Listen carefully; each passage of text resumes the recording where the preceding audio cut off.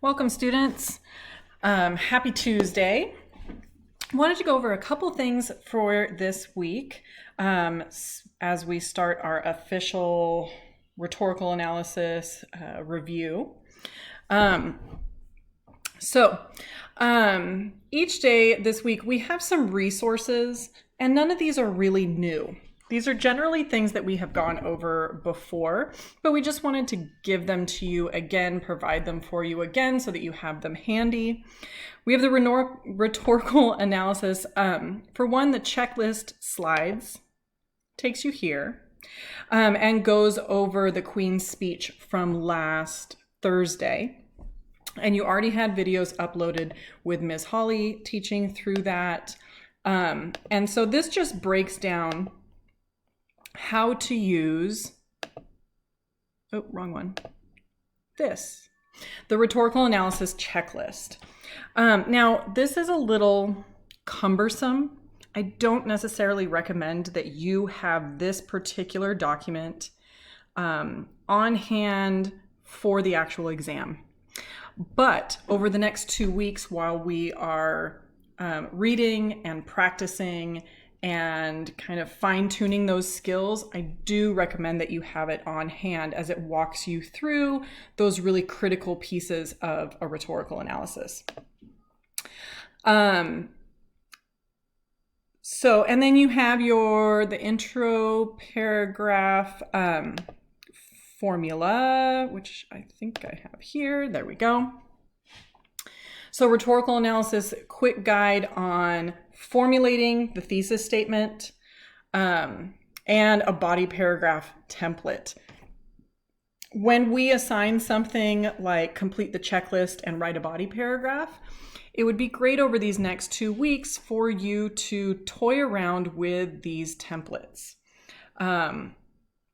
Try out hitting all these pieces. Slow down and take your time. We're not going to have you write a ton of full essays, although you are going to practice a couple full essays. But take the time to work through these templates when you have essentially less work to do. Slow down, go through the process, and it will really improve your writing when it does come to those timed writes. Okay, so provided some resources. None of it's really new. Some of it might be some new formatting. And then each day you'll have some sort of reading for Tuesday, today. It's an article by Leonard Pitts regarding 9/11. And what we'd like you to do is complete a rhetorical analysis checklist and an introduction paragraph. So if you want to make a copy and type right into this document, that's fine. If you want to use this document to guide notes that you're going to take on lined paper, that's fine as well.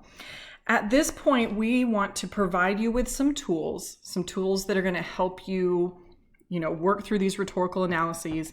But a big part of these next 2 weeks is you deciding what works for you. When you upload assignments, it does not matter to me if it is handwritten and you send a picture, or if you've typed something up, that's fine as well. If you make a copy of this, you can also toy with it a little bit to make it work for you, if you like. Then each day I'll create a assignment on Google Classroom, and you'll turn in your rhetorical analysis practice. Now, all of the rhetorical analysis practice over the next couple of weeks is not officially due until May 22nd, which is the Friday after the test. And we did this for a few reasons. We want to provide you with, excuse me, we want to provide you with the resources and with the opportunities to practice, but we also know that we're heading into testing and that your other classes are going to have you doing lots of review, and there's going to be days where you're going to have actual AP testing. And so the work is not due, if you miss a day or something like that, don't worry about, something being late. Okay, let's look at tomorrow. So For Wednesday, some resources. Again, nothing's really new. Schemes and tropes, some great kind of continuity devices where you can maybe make connections, rhetorical devices, just kind of a refresher, and one that we do recommend that you have potentially on hand, and we'll speak more to this later, as to what we actually want you to have on hand while you're doing your AP exam. To make it clear right now, we do not want you to have all of the documents that I'm sharing with you right now on hand during the test. That is too much to look through. It is too distracting. That is not helpful. However, The Death of Ethos, Pathos, Logos is a great document for changing the way that you talk about the different rhetorical appeals. So definitely have this out while you're doing your practice. Start trying out some of these sentence structures as you're doing your practice. And when it gets to testing time, if you don't feel confident going it alone, I would have this one handy. Personally, I would definitely have this one handy if I was writing the AP exam in the timed setting. It's a great reference. It has those different sentence structures to help you avoid saying things like the author uses ethos, the author uses logos, stuff like that. So some more resources. And then on Wednesday, we would like you to sit and do a full 40-minute timed rhetorical analysis. You will complete another one on Friday. You'll submit both on Friday, but decide which one you want feedback on. So it'll be the same thing. One will be labeled, a credit only, and one will be labeled for scoring for feedback. You may write or type your response, same as the AP exam. If you write your response, make sure that the picture that you upload is very clear, especially for the one that you want feedback on. So here's the prompt for the rhetorical analysis, and you will write a full rhetorical analysis essay on Wednesday. Sit down, set a timer, practice it out. On Thursday, Space Cat template and tone words. Again, nothing new, just some really great resources. I will also probably come back with a short video discussing Thursday's reading. It's from The Narrative of the Life of Frederick Douglass, and it's from the appendix. We would like you to complete a Space Cat on that. Again, it can be typed or handwritten, and then write a thesis and body paragraph. And that's a really excellent opportunity for you to use these templates. You're not writing a full essay. You can slow it down. Use the template to really work out a solid thesis statement and a really good, thorough analysis of the body paragraph. In the body paragraph, rather. Look for a video on Thursday.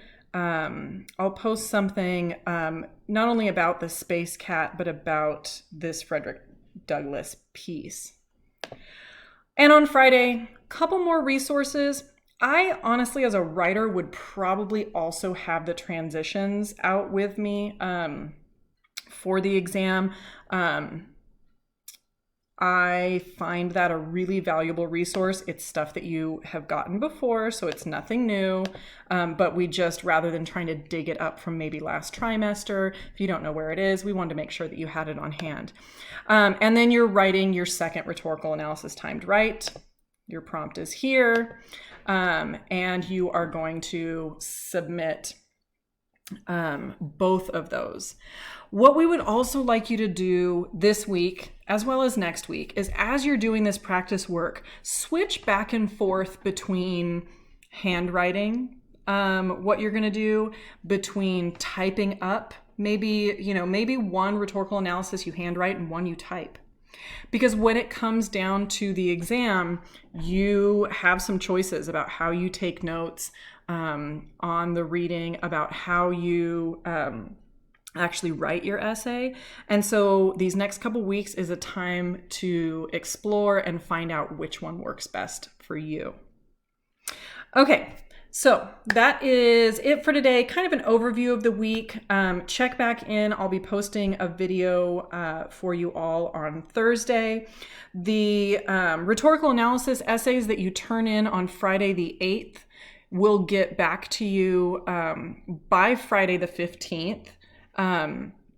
And then right before AP exams, we're going to open up some time for conferences too, if you want to Zoom or chat on the phone and speak kind of specifically to some of your writing stuff. All right, take care. We miss you. We hope you are all doing well, and we'll see you soon.